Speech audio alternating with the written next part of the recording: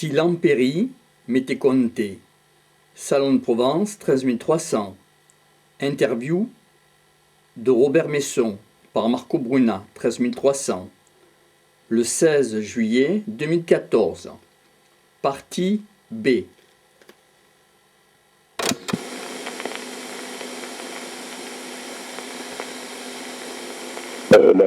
La garde-robe était aussi l'emplacement du monte-charge, parce que Salon était une ville médiévale, les rues étaient extrêmement étroites, et pour ravitailler le château, il fallait donc monter beaucoup de marchandises dans le jet de l'eau. Et voilà, l'histoire était que ça montait directement dans la chambre du seigneur, qui lui dispatchait certaines denrées riches, c'est-à-dire que, par exemple, certaines viandes, certaines dames qui lui étaient réservées, et bien d'autres choses, à ce monte-charge. Aujourd'hui supprimé complètement, mais moi j'ai connu l'emplacement. Et ça lui permettait de là, après, hop, de faire le tour. Voilà, c'est ce monte-charge, je ne sais pas enregistré, Robert, il serait localisé où exactement? Impeccable, il y a encore l'emplacement, c'est une porte dans le vide. Et quand tu es dans la rue Tricastel, tu montes en dessous du château, il y a l'emplacement où glisser le monte-charge. Il y a une structure architecturale qui montre que c'était un monte-charge dans certains châteaux. Tout à fait. D'accord. Il reste la structure, et moi quand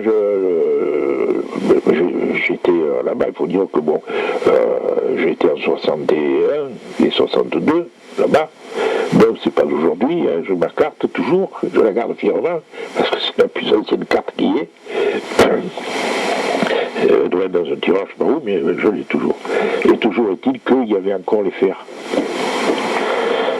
du monte-charge. Il y a deux monte-charges au château, celui qui vient de l'extérieur et qui arrivait à côté, en dessous la chambre du seigneur, c'est-à-dire en dessous la garde-robe, et il y a le second monte-charge qui était de l'intérieur et qui peut monter en haut donjon pour le donjon aujourd'hui disparu.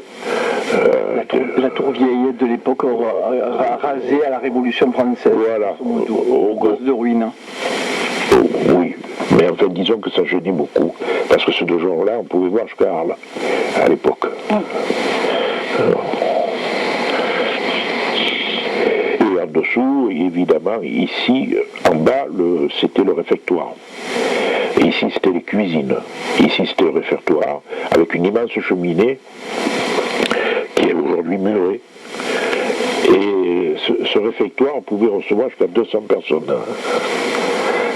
Voilà. Et là, il y avait un aubergiste qui était chargé de faire la nourriture pour le seigneur et pour la troupe.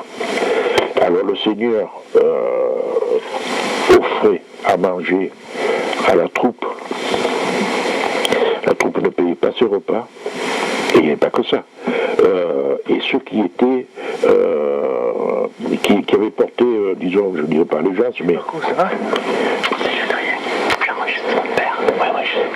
qui étaient les préférés, ceux qui étaient les préférés du Seigneur ou les amis du Seigneur, ou par exemple comme le poète Belot de la Bellaudière qui venait, qui avait table toujours mise au Seigneur, parce qu'il était tenu de dire des bons mots quand le Seigneur le voulait, et il avait intérêt à le dire, sinon il ne mange pas. Et il y avait là, à l'extérieur du château, une cloche qu'on appelait la Bridaine, et cette cloche se trouvait à l'entrée même du château. Et tous les jours, à 12 heures précises au soleil, le seigneur faisait sonner la cloche, c'est-à-dire la Bridaine, on appelait la Bridaine pour surnom, mais il faisait sonner la cloche, c'était le moment où le repas était servi, et tu avais 5 minutes pour venir te mettre à table, sinon la porte du château se fermait. Pourquoi Bridaine? Parce qu'on venait à bride abattue. Si on ne voulait pas manger, si on voulait pas manger, ben, on laissait ça voûter. On allait bouffer dans une taverne en ville. Mais une taverne en ville, il fallait payer. Le seigneur, c'était gratuit. Voilà. C'est la différence. Et c'était ouvert à tout le monde? À tous ceux qui faisaient partie du château, ou qui avait une fonction au château, quelle qu'elle soit. D'accord. Ensuite, il y avait des repas qui étaient faits tous les... on ne sait pas trop si c'est tous les mois ou si tout, pour les pauvres. Il y avait une entraide. Hein. Mais ça, c'est plutôt à voir sur place. Parce que sur place, moi, je peux te montrer des emplacements précis des choses.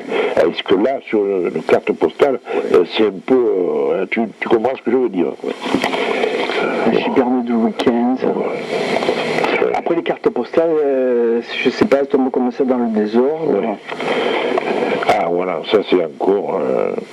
et avec la petite carabine, oui. C'est encore un hussard. Les bottes fantaisie, hein, les bottes plissées, tout ça, c'était fantaisie quand même. Hein. C'était pas quelque chose qu'ils avaient... Vers 1800 Oui. Et ils n'avaient pas... les hussards aimaient beaucoup ce côté fantaisie, ce côté porté beau. Bon, les pantalons à la hongroise ou à la polonaise, tu vois. Les broderies. Voilà, avec les broderies. Voilà, c'était assez particulier, la ceinture de même. Robert, est-ce que les hussards, on m'a parlé, certains hussards étaient des anciens mercenaires d'Autriche? Il y en a eu, oui. Il y en a eu. Il y en a eu. Mais les hussards, à l'origine, c'est hongrois. C'est plus ou moins hongrois. Les coiffures avec les cheveux longs, peut-être.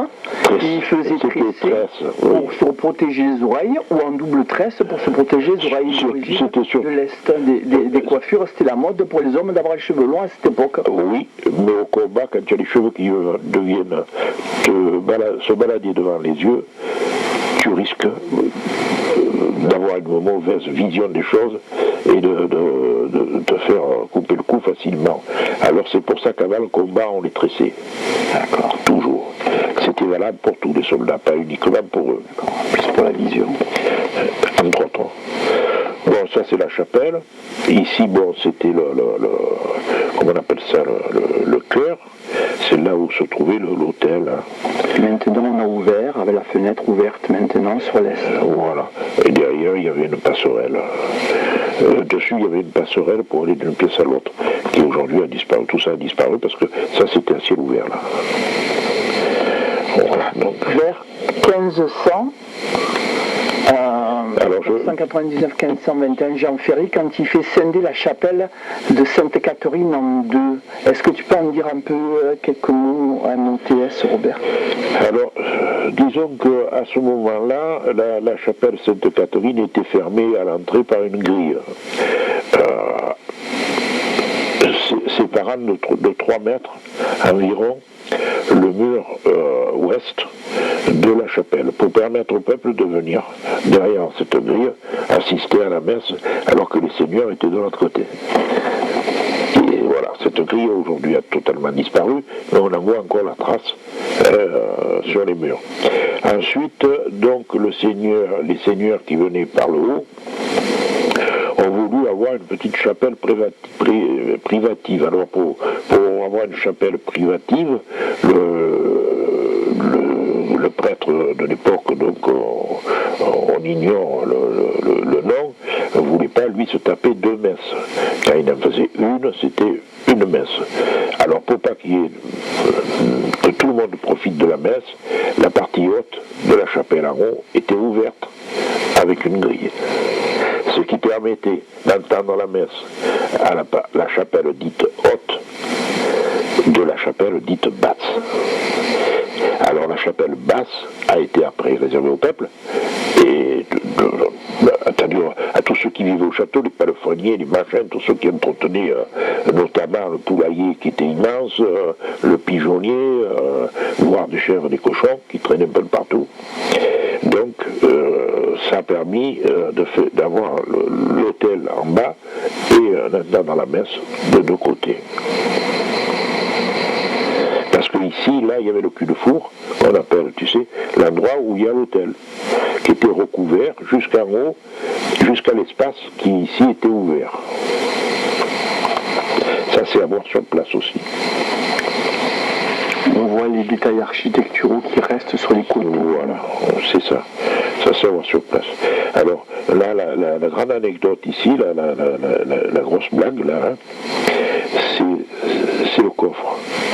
C'est un coffre à tabac qui a été, dont on a dessus collé et cloué des moulures pour lui donner un aspect plus ou moins médiéval. Mais c'est un coffre à tabac récent. Qu'on transportait le tabac en mer, sur les bateaux. Bon, là, tu as tout ce qui est langue de bœuf, le barde, corsec, ainsi de suite. Voilà, ce sont toutes ces armes qui sont là, d'Ast, sont des armes qui avaient toute une fonction particulière. Hein. C'est pour ça qu'elles ont des formes particulières. Ça, ce sont des fauchards. C'était des hommes de pied qui avaient ça, qui fauchaient au niveau des jambes les agresseurs. Ça, c'est en forme de fourche là, et celle-ci là qu'on appelle corsec, c'était en forme de fourche pour pousser et crocheter les cavaliers et les arçonner. Et ainsi, la fonction de la hallebarde, bon, elle est évidente, trancher et couper. C'est une grosse hache, là, si on veut, la hallebarde. Ici, par exemple, il y a un tranchoir et un crochet. Ça, c'était pour déstabiliser le cavalier, crocheter le cavalier, le faire tomber, et ensuite, évidemment, lui couper le cou. Voilà, ça, ce sont des épées à deux mains, ce sont des arbalètes, ces arbalètes civiles de chasse. Ça, déjà, les arcs. Oui. Tu peux nous en parler un peu sur les arcs, les archers, Robert? Alors ça, les arcs et les archers, c'était un peu particulier. Les arcs étaient faits de if. C'est un arbre qui ressemble un petit peu, si on veut, de loin à un cyprès, mais qui a un bois très particulier, qui est extrêmement dur et flexible en même temps, et qui prend difficilement l'humidité. Alors c'est depuis le Moyen-Âge, et même depuis avant, on utilisait ce bois, le bois de if, pour fabriquer ces arcs. On utilisait des flèches qui étaient fabriquées la plupart du temps suivant les endroits en roseau, parce que le roseau est léger et en même temps très droit, ce qui permettait d'avoir, si tu veux, une quantité de flèches extrêmement rapidement. Et puis une fois tiré, c'était 3/4 du temps perdu. Alors il est beaucoup plus difficile dans la nature de trouver des branches d'arbres droites et fines. On peut en trouver dans le sol, tout ça, en les redressant à la vapeur. Mais c'est toujours un travail long et compliqué. Il suffisait sur une flèche de roseau, faire un petit empennage, mettre une pointe d'acier au bout, pour avoir très rapidement une flèche puissante, légère et de longue portée. Qu'est-ce qu'on mettait au bout, Robert, comme matériau? En général, on mettait une pointe d'acier, hein, surtout à cette époque du Moyen-Âge. Alors ça, c'était une pointe tubulaire, c'est-à-dire on rentrait, comme chez les Romains, on rentrait le bois ou le roseau à l'intérieur, soit c'était une petite pointe qu'on enfonçait à chaud et qu'on collait avec de la résine pour que ne bouge pas. Et la résine, une fois sèche, c'est extrêmement dur.